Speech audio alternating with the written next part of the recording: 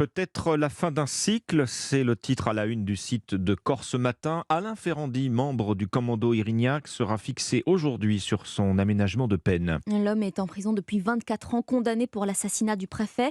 Le mois dernier, la justice antiterroriste a accordé une semi-liberté à un autre accusé, Pierre Alessandri, autre membre du commando. Alain Ferrandi espère donc une décision similaire aujourd'hui après déjà 2 refus. Frédéric Michel, dans ce cas, quel pourrait être le quotidien de cet homme?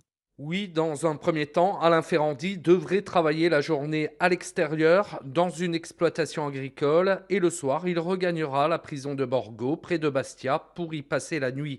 Au bout d'un an environ, si tout se passe bien, il sera placé sous le régime de la semi-liberté.